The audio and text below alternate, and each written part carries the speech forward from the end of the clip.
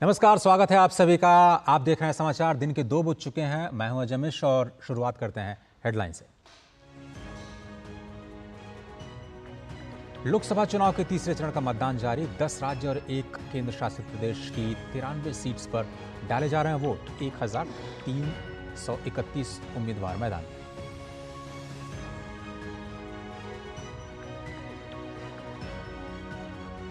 प्रधानमंत्री नरेंद्र मोदी और गृह मंत्री अमित शाह ने अहमदाबाद में डाला वोट। कई बड़े नेताओं ने भी किया मताधिकार का प्रयोग। पीएम ने कहा, सामान्य दान नहीं है मतदान, बढ़ चढ़कर वोट करने की अपील की। तीसरे चरण में राजनीतिक दिग्गजों की किस्मत का हो रहा है फैसला। अमित शाह, ज्योतिरादित्य सिंधिया, मनसुख मांडविया और प्रहलाद जोशी समेत विपक्ष के दिग्विजय सिंह, डिंपल यादव और सुप्रिया सुले जैसे कद्दावर नेताओं की सीटों पर आज हो रहा है मतदान।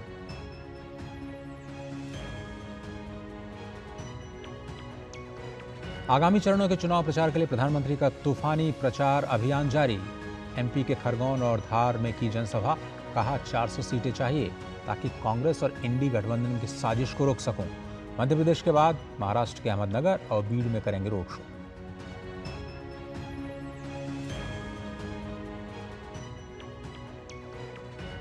चौबीस की चुनौती में विरोधी दलों ने भी झोंकी ताकत। झारखंड में राहुल गांधी तो बिहार में तेजस्वी का धुआंधार प्रचार। यूपी में मायावती, अखिलेश के साथ बाकी दलों ने भी तेज की है प्रचार की धार।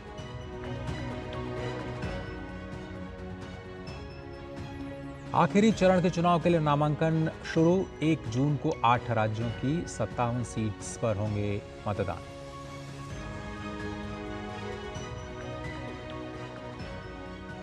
और केजरीवाल की जमानत याचिका पर सुप्रीम कोर्ट में सुनवाई जारी। राउज एवेन्यू कोर्ट ने 15 मई तक बढ़ाई मनीष सिसोदिया की न्यायिक हिरासत।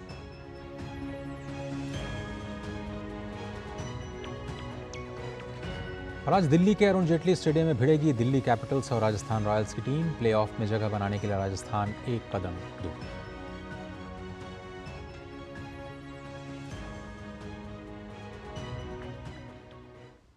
तो चलिए बुलेटिन को आगे बढ़ाते हैं और सबसे पहले बात करते हैं 24 की चुनौती की।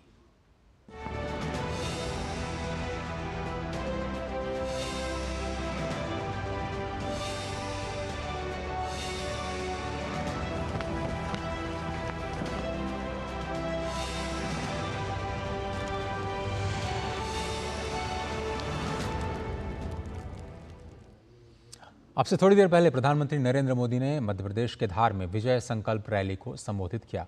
इस विशाल जनसभा में भारी जनसमूह उमड़ा। प्रधानमंत्री ने अपने संबोधन में कांग्रेस और इंडी गठबंधन पर जमकर निशाना साधा।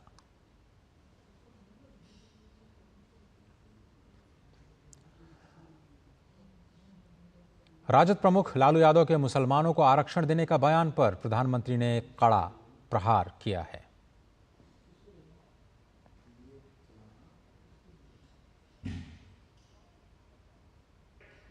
उन्होंने कहा, ऐसे हाथ पछाड़ के बोल रहे हैं, मुसलमानों को आरक्षण मिलना चाहिए और सिर्फ आरक्षण नहीं मिलना चाहिए, वो कहते हैं कि पूरा का पूरा आरक्षण मुसलमानों को मिलना चाहिए।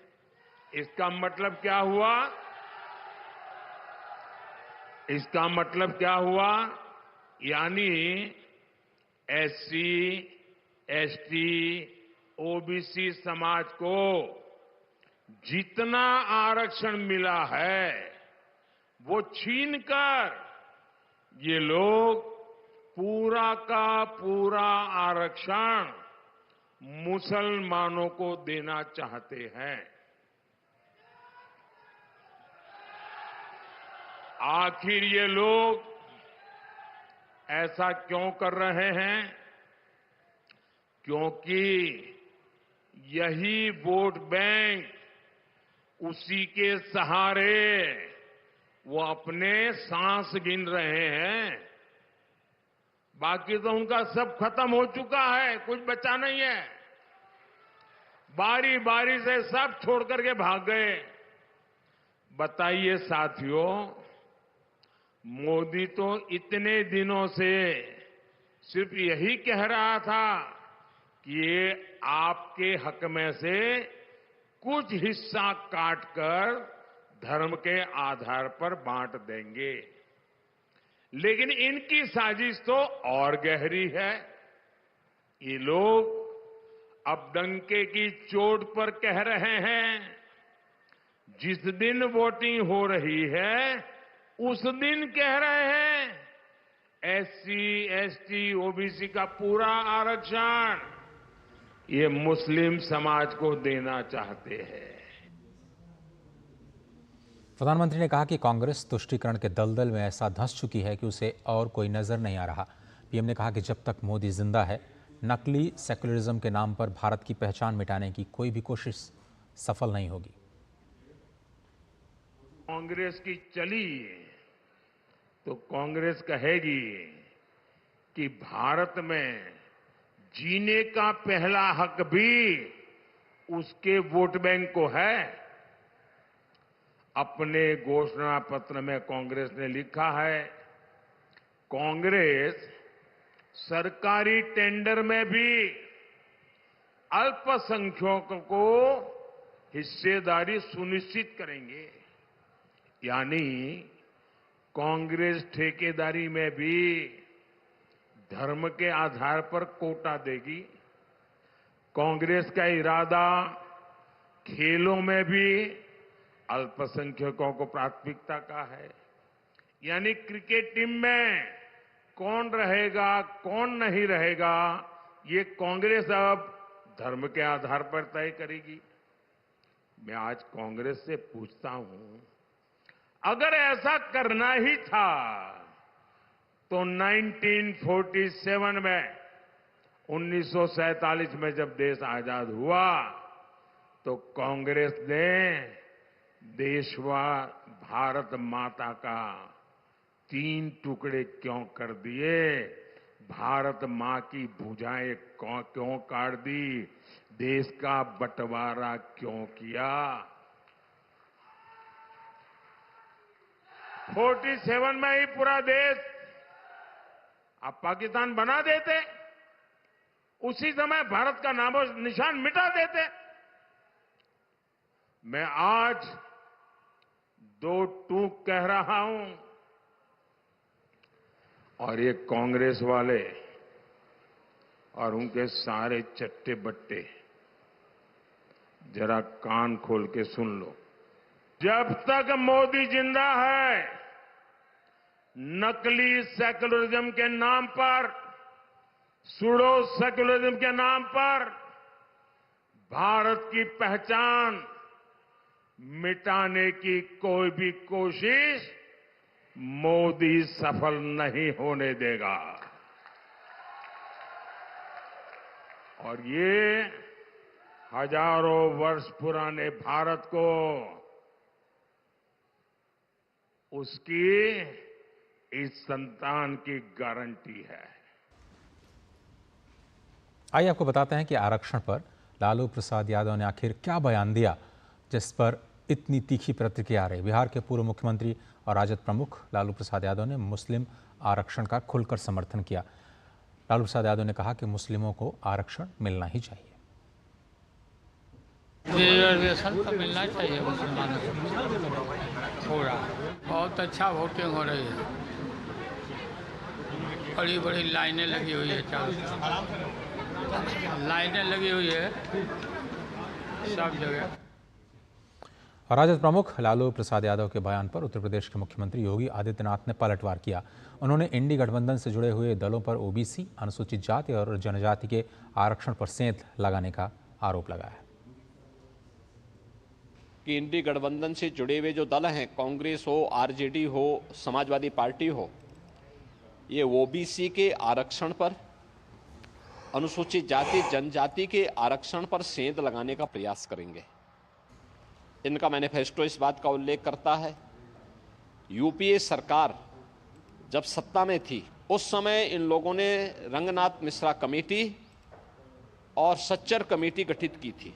फिर सच्चर कमेटी गठित करके इन लोगों ने अनुसूचित जाति और जनजाति के साथ आरक्षण में सेंध लगाने का कुत्सित प्रयास किया था। इसके लिए इन लोगों ने मुस्लिमों की कुछ जातियों को अनुसूचित जाति और जनजाति में शामिल करने का प्रयास किया। भारतीय जनता पार्टी ने भी इसका विरोध किया था, क्योंकि बाबा साहब भीमराव अंबेडकर धर्म के आधार पर आरक्षण के विरोधी थे। लोकसभा चुनाव में मतदान की प्रक्रिया का आज तीसरा चरण है। सुबह 7 बजे से इस चरण में 10 राज्य और एक केंद्र शासित प्रदेश की 93 सीट्स पर वोट डाले जा रहे हैं। इसके साथ ही शाम तक और 1331 उम्मीदवारों की किस्मत ईवीएम में बंद हो जाएगी। पहले 7 मई को 94 सीटों के लिए मतदान होने थे, लेकिन चुनाव आयोग ने अनंतनाग राजौरी सीट पर मतदान की तारीख को आगे बढ़ा करके 25 मई कर दिया था। देश के ज़्यादातर हिस्सों में इस वक्त भीषण गर्मी और लू चल रही है। बावजूद इसके मतदाताओं में अपने मताधिकार के लिए काफ़ी उत्साह देखने को मिल रहा है। सुबह से मतदान केंद्रों में जागरूक मतदाताओं की खासी भीड़ दिखाई दे रही है। और गुजरात की सभी 25 सीटों पर आज वोटिंग हो रही है। प्रधानमंत्री नरेंद्र मोदी ने भी अहमदाबाद में अपने मताधिकार का प्रयोग किया।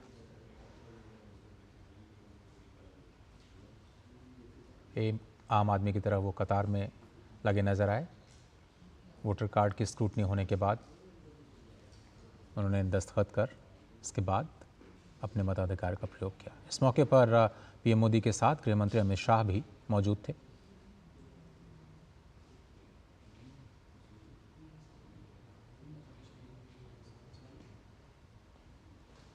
और मतदान के बाहर प्रधानमंत्री ने लोगों का अभिवादन स्वीकार किया। इस दौरान उन्होंने एक बच्चे को गोद में भी उठाया। आज सुबह करीब 7:30 बजे ही वो मतदान करके बाहर निकले और बड़ी संख्या में लोग उनका अभिवादन करने के लिए अहमदाबाद की सड़कों पर मौजूद थे। इस दौरान कई संवेदनशील तस्वीरें भी सामने आई। बच्चे को गोद में लेना, एक बुजुर्ग महिला से अपने हाथ पर राखी बंधवाना और एक दिव्यांग बच्ची भी उस वक्त वहाँ मौजूद थी जो प्रधानमंत्री की एक झलक पाने के लिए बेताब थी। प्रधानमंत्री ने उस बच्ची के पास जाकर के उसके सिर पर हाथ रखा, उससे बातचीत की। इस बच्ची की आंख नहीं थी, लेकिन वो प्रधानमंत्री को महसूस करने के लिए उनका हाथ पकड़ करके उनसे अपनी बातें कहती हुई नजर आई और एक अभिभावक की तरह प्रधानमंत्री भी उसके सिर पर हाथ रख के उसकी बातें सुनते रहे। महिलाओं ने इस मौके पर अहमदाबाद में पोलिंग बूथ के बाहर प्रधानमंत्री मोदी को राखी भी बांधी। ऐसी तस्वीरें सामने आई।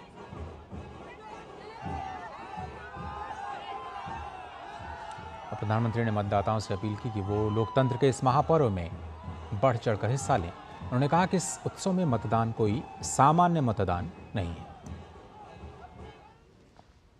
आज तीसरे चरण का मतदान है। मैं देशवासियों को विशेष रूप से आग्रह करूंगा कि लोकतंत्र में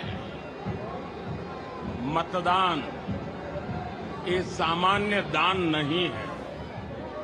हमारे देश में दान का एक महात्म्य है और उसी भाव से देशवासी ज्यादा से ज्यादा मतदान करें। केंद्रीय गृह मंत्री अमित शाह भी अपने परिवार के सदस्यों के साथ अहमदाबाद के एक मतदान केंद्र पर पहुंचे और उन्होंने अपने मताधिकार का सपरिवार प्रयोग किया। अमित शाह गांधीनगर लोकसभा सीट से बीजेपी के उम्मीदवार हैं। कांग्रेस ने अपनी पार्टी सचिव सोनल पटेल को गांधीनगर में मैदान में उतारा है।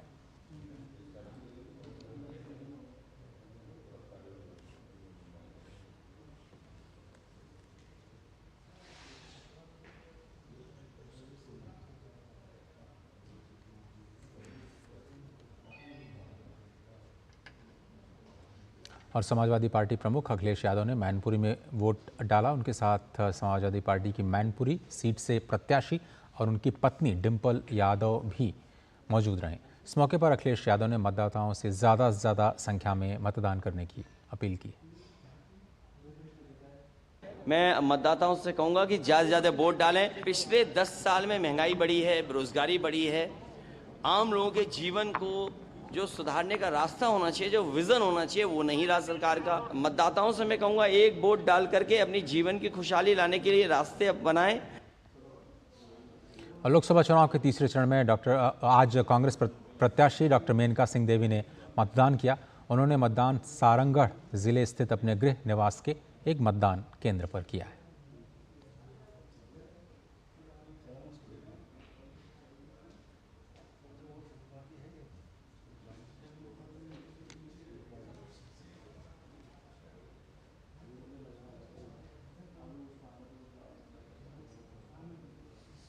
केंद्रीय मंत्री प्रहलाद जोशी ने परिवार के साथ कर्नाटक के हुबली मतदान केंद्र पर वोट दिया।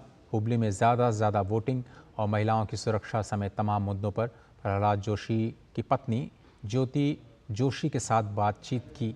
हमारे संवाददाता ने आपको दिखाते हैं। हुबली में वोट डालकर बाहर पहुंची है ज्योति जोशी, जो केंद्रीय मंत्री प्रहलाद जोशी की पत्नी हैं। मैम, ये बताइए कि इस बार प्रचार कैसा रहा और क्या मुद्दे रहे इस पूरे चुनाव में? हाँ, प्रचार भी अच्छा था। हमारा मुद्दा था अब काम देख के आप वोट कीजिए। काम भी ऐसा हुआ है हुबली धारवाड़ में, इसलिए हम जहाँ भी जाते हैं ना उसी के बारे में बताते हैं। तो महिलाओं में एक सुरक्षा को लेकर काफी चिंता रही, तो इसको क्या कहना चाहेंगे आप? एक महिला होने के नाते आपको क्या लगता है कि किस तरह से यहाँ पर सरकार ने इस पूरे मामले में बहुत लचरता दिखाई? वही हम जहाँ भी जाते हैं ना वही कहती थी मैं, 100% वोट कीजिए। हम क्या करते हैं, हम बाहर ही नहीं आते, वोट नहीं देते, इसलिए ऐसा होता है। हमारे साथ कौन लीडर खड़ा है, कौन सा सरकार खड़ा है, उसके साथ हमें भी खड़ा होना चाहिए ना। इसलिए बाहर आ जाइए, गर्मी है फिर भी बाहर आके वोट कीजिए, क्योंकि बेंगलुरु में देखे है ना 50% पे भी ज़्यादा नहीं हुआ है। ऐसा हुआ तो ऐसा होता है, ऐसा लीडर्स बन जाते हैं। ये थी प्रहलाद जोशी की पत्नी बता रही थी कि कैसे यहाँ पर कानून व्यवस्था भी एक मुद्दा है और ज़्यादा से ज़्यादा महिलाओं की भागीदारी जो है इस चुनाव में बेहद ज़रूरी है। और महिलाओं की भागीदारी ना केवल मत डालने के लिए बल्कि आगे चलकर नेतृत्व निभाने के लिए भी बहुत ही अहम और ज़रूरी है। Ayesha Khanam, TD news, Hubli. और असम की 4 लोकसभा सीटों पर तीसरे चरण का मतदान हो रहा है। असम में लोगों ने चुनाव को लेकर के खासा उत्साह दिखाया। बुजुर्गों ने भी बढ़ चढ़ करके मतदान में हिस्सा लिया। देखिए ये खास रिपोर्ट। मेरे साथ है 70 साल से भी उम्र से ज्यादा की एक औरत। मैम, आप, बारिश हो रही है लेकिन आप अपने पोते के साथ आए हैं। आप पोते के साथ आए हैं। हाँ, आप बताइए, आप इलेक्शन को लेके बहुत एक्साइटेड हैं, आप चाहते कि लोग और आए? हाँ, लोग आना होगा। हाँ। आप बताइए कितना एक्साइटेड है यहाँ पे आके? यहाँ पर बहुत अच्छा लगा। अच्छा लग रहा है? हाँ। अच्छा, यहाँ पे बारिश हो रही है लेकिन आप फिर भी आ रहे हैं इतने दूर से व्हील चेयर में? हाँ, आप देने पड़ेगा ना वोट। हाँ। वोट अभी नहीं देने से कैसे होगा? वोट देने से कैसे हो, है ना? हम लोग जरूरी है ना, सबको जरूरत है। हाँ, कर्तव्य जो है वो देखिए कितना इम्पोर्टेंट है। 70 साल की एक औरत यहाँ पे आई है, व्हील चेयर पे है। आपने अभी वोट डाला? हाँ। ये देखिए वोट डाला है, निशान है ना? हाँ, है तो। और कितना ऐसा, मतलब आपने ये वोट जो दिया, बारिश हो रही है, आपको डर लगा कि बारिश हो रही है तबीयत खराब हो जाएगी? नहीं, कुछ नहीं होगा, हम चले जाएंगे। हाँ? लेकिन वोट तो दिया है ना। हाँ। मन में फुर्ते आया जी, इसलिए हमको कुछ नहीं होना है। कुछ नहीं हो रहा। यहाँ पे जो लोग आ रहे हैं उनको हाँ। बताइए, आइए बाहर से। सबको बताएंगे। हाँ। सबको आएगा, वोट देगा।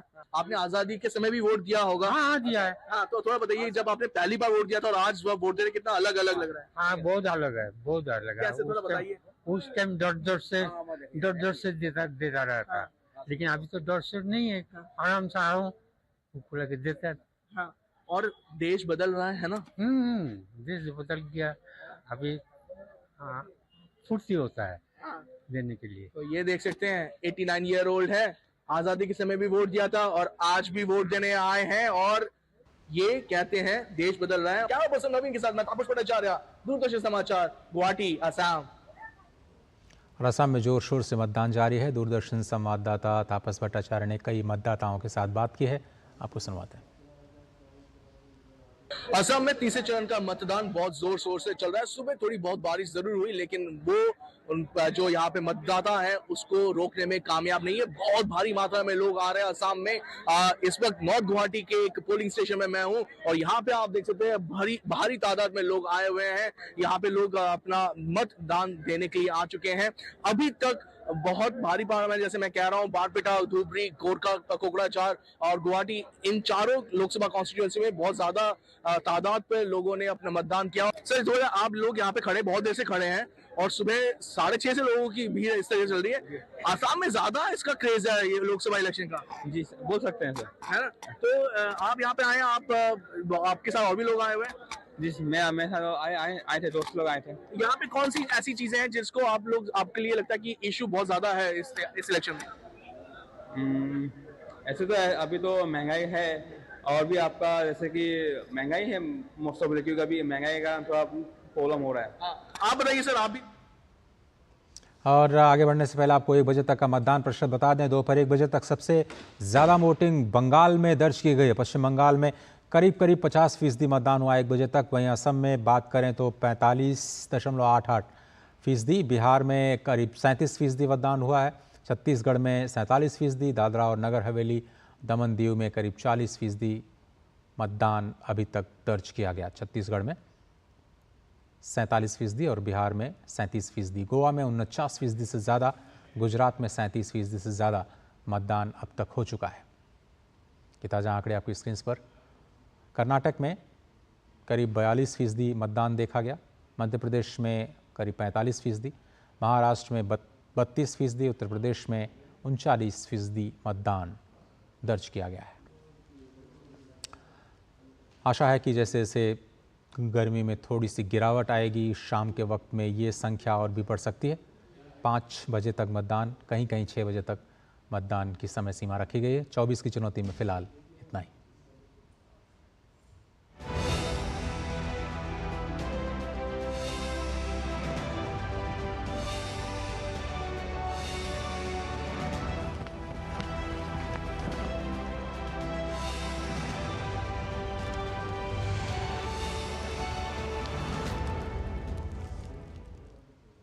राष्ट्रपति द्रौपदी मुर्मू आज राजधानी शिमला के प्रसिद्ध संकट मोचन मंदिर पहुंची। राष्ट्रपति ने परिवार सहित मंदिर में पूजा अर्चना की और आरती में भी हिस्सा लिया। इस दौरान उनके साथ हिमाचल प्रदेश के राज्यपाल शिव प्रताप शुक्ला भी मौजूद रहे।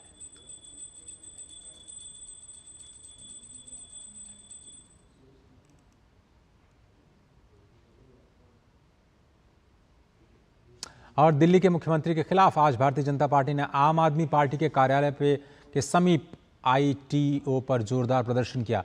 लोगों ने केजरीवाल के आतंकवादी संगठनों से जुड़े तारों को लेकर के भारी विरोध जताया है। लोगों का कहना है कि वक्त आने पर केजरीवाल देश भी बेच सकते हैं।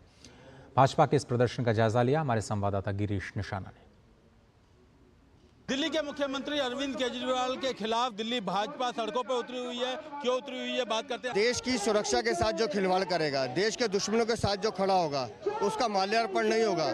दिल्ली की जनता ऐसे लोगों को भगा भगा मारेगी जो देश के दुश्मनों के साथ समझौता कर रहे हैं, उनसे राजनीतिक चंदा ले रहे हैं। देश के लोगों से विश्वासघात कर रहे हैं, ऐसे को कभी जमानत नहीं मिलनी चाहिए। वो अपने आप को कट्टर ईमानदार कहते थे, कट्टर ईमानदार, कट्टर देशभक्त कहते थे। आज उनके खिलाफ कैसे कैसे लूपहोल निकल के आ रहे हैं। इन्होंने आतंकवादियों से पैसा लिया। आतंकवादियों से पैसा लेना स्पष्ट देशद्रोह। देशद्रोह मतलब ये देशद्रोही हैं जो अपने आप को देशभक्त कहते थे, आज वो देशद्रोही निकले। ये आतंकवादियों से पैसा लिया है और कल ये आ जाते हैं तो ये देश भी बेच देंगे। जो अपने आप को सबसे बड़ा देशभक्त कहते थे केजरीवाल जी, उन्होंने देश के साथ गद्दारी की है। हमने एक बार 2 बार स्पोर्ट दे के ये देख लिया कि ये कैसे निकले हैं और देश की जनता के विश्वास को इन्होंने तार तार किया है। तो अपने बच्चों का ना हुआ, वो आम जनता का क्या हुआ, जिसने रामलीला की रोड में कहता था इंसान से इंसान का भाईचारा बना रहे। जो 75 साल का बुढ़ा था उसको धोखा देके मुख्यमंत्री बना। कांग्रेस से लोग वैसे ही दुखी थे, आज उसी कांग्रेस से इन्होंने गठबंधन किया है। आतंकवादी संगठन है, केजरीवाल ने उन तक से फंडिंग ली है। ये बेहद शर्म की बात है। जो केजरीवाल एक समय पर कहते थे कि हम जगह जगह छोटी छोटी सभाएं करेंगे, आम जनता के पैसों से हम चुनाव लड़ेंगे, वही आम आदमी पार्टी ने हमसे ये छिपाए रखा कि वो आतंकवादी संगठनों के भी सहयोग ले रही है। जो आतंकवादी हैं और उन्होंने लगभग 135 करोड़ रुपए आतंकवादियों को छोड़ने के लिए केजरीवाल को फंडिंग की है और कई समय पे की है।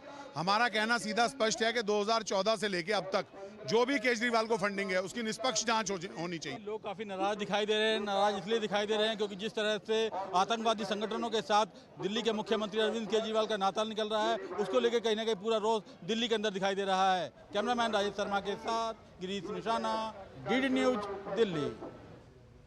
उत्तराखंड के जंगलों में फैली आग को रोकने के लिए अब वायुसेना सामने आई है। वायुसेना ने सुलगते जंगल पर हेलीकॉप्टर से पानी बरसाया है। वायुसेना ने MI-17 V5 हेलीकॉप्टर से बॉम्बी बकेट ऑपरेशन किया। आपको बता दें कि बॉम्बी बकेट ऑपरेशन में पानी को बकेट से भरकर उसे हेलीकॉप्टर के माध्यम से उन इलाकों में डाला जाता है जहां पर आग लगी हुई होती है। राज्य सरकार के साथ मिलकर किए गए इस ऑपरेशन में 4500 लीटर से ज़्यादा पानी आग बुझाने में इस्तेमाल किया गया। और मुख्यमंत्री पुष्कर सिंह धामी ने कहा है कि ये आग उनके लिए बड़ी चुनौती है और इसको शांत करने के लिए सभी विकल्पों पर वो काम कर रहे हैं। आग हमारे लिए बड़ी चुनौती है और इसके शांत करने के लिए, वनाग्नि को शांत करने के लिए, आग बुझाने के लिए सभी विकल्पों पर हम काम कर रहे हैं। चाहे वो सेना की मदद लेनी हो, अन्य संस्थानों की मदद लेनी हो, लोगों को लगाना हो या इसमें कड़ाई करनी हो। जो लोग इसको जो है कहीं पर भी आग लगाने में शामिल हैं उनके खिलाफ कड़ी कार्रवाई करनी हो, वो सभी विकल्पों पर हम काम कर रहे हैं। हमारा लक्ष्य है कि जल्दी से जल्दी हम इस पर काबू पाएं। आर्मी के हेलीकॉप्टर और आर्मी की सहायता हम लोग पहले से भी ले रहे हैं और कल भी यहाँ पर ली गई है, निकट भविष्य में भी लेंगे। फिलहाल इस बुलेटिन में सिर्फ इतना ही। पूरी टीम को दीजिए इजाज़त। नमस्कार।